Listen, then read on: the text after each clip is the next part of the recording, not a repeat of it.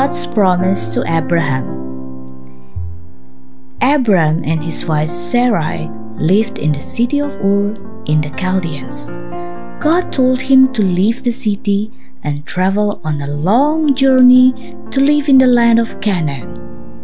God promised Abram he would bless him and make him the father of a great nation. Those who blessed his descendants would be blessed by God, and those who cursed his descendants would be cursed. Abram obeyed and set off with his wife Sarai and also his nephew Lot. On their journey, Abram and his nephew Lot, their families, flocks, and herds settled in Bethel in Canaan, living alongside the local Canaanite tribes. Abram had become very wealthy in livestock plus silver and gold. Lot too had flocks, herds, and tents. But there was not enough pasture for both Abram's and Lot's animals to graze, and there was not enough water for all the animals either. To avoid the quarrels between the herdsmen, Abram and Lot decided to go separate ways. So Lot, his family, his flocks and herds moved off east to live in the plain of Jordan. They pitched their tents near the city of Sodom. Abram stayed in the plain of Mamre, which is in Hebron. One day, God spoke to Abram in a vision. "Do not be afraid, Abram. I am your shield, your very great reward." Abram protested, "Sovereign Lord, you have not given me any children, and the person who will inherit all I have is my servant, Eliezer of Damascus." "Eliezer not inherit, but a son of yours will," God replied. God took Abram out to look at the night sky. "Look up at the sky and count the stars, if indeed you can count them. Your offspring will be as numerous as the stars." Abram believed what God told him. God had promised Abram that he would be the father of a great nation. However, he and Sarai, his wife, did not have any children, and now they were both old. Sarai had an Egyptian servant called Hagar. She took her to Abram and said, "I have not borne children, but I am giving you Hagar so you can have a child with her." Abram and Hagar conceived a child together. Once she was pregnant, Hagar despised Sarai, who in turn mistreated her.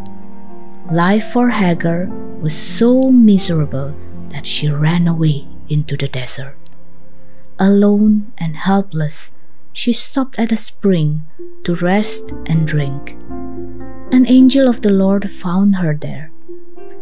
"Hagar, where have you come from, and where are you going?" the angel asked. "I'm running away from my mistress Sarai," she answered. "Go back to Sarai and do what she asks you to do," the angel told her. "You will give birth to a son, and you are to call him Ishmael, which means God hears. The Lord has heard of your misery. Your descendants will be too numerous to count." Hagar obeyed, and when the child was born, he was named Ishmael. She never forgot how God had come to her rescue and announced, "You are the God who sees me." Abram was 86 years old when Hagar gave birth to Ishmael. However, God had promised that Abram and Sarai would have a child. It seemed impossible that this could happen, but nothing is impossible for God. When Abram was 99 years old, God reconfirmed his promise to Abram and changed his name to Abraham. Sarai's name was also changed to Sarah. One day, while Abraham was sitting near the entrance to his tent, near the great tree at Mamre, he looked up and saw 3 men standing nearby. Abraham invited the 3 men to have rest and meal under the tree. Abraham rushed to ask Sarah to bake fresh bread. He chose a choice calf and gave it to a servant to slaughter and cook the meat. Then he poured his fresh milk and curds and served it to his guests. The 3 men reconfirmed God's promise and announced that the next year Sarah would have a son. Sarah was listening near the entrance of the tent. She laughed to herself as she thought, "I am too old to have children, and so is Abraham." Yet the Lord was kind to Sarah and kept his promise. The next year, miraculously, Abraham and Sarah had a son. Abraham, who was now 100 years old, gave his newborn son the name Isaac. Isaac means he laughs. Abraham lovingly watched his son grow from being a baby into a young boy. God then decided to test Abraham. "Take your son whom you love, Isaac, to the region of Moriah and sacrifice him on a mountain which I will show you." Abraham knew God wouldn't want him to kill his son.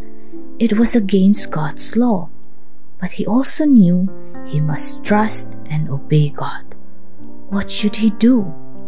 The next day he cut enough wood for a burnt offering, loaded up a donkey, and then set off with 2 servants and Isaac on a journey towards Moriah. After traveling for 3 days, Abraham saw the mountain in the distance. He instructed the 2 servants to wait while he and Isaac went up to the mountain to worship God. Abraham took the wood for the burnt offering and placed it on Isaac to carry, while he carried the fire and the knife. On the way, Isaac asked, "Father, the fire and wood are here, but where is the lamb for the burnt offering?" Abraham replied, "God himself will provide the lamb for the burnt offering."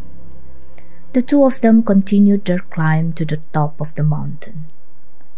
At the top, Abraham built an altar and then arranged the wood on it.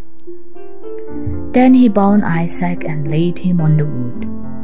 He reached out his hand and took the knife. "Abraham, Abraham!" An angel of the Lord put a stop to the test. "Do not lay a hand on the boy. I know you fear God because you have put him before your only son." Abraham looked up and saw a ram caught in a thicket by its horns.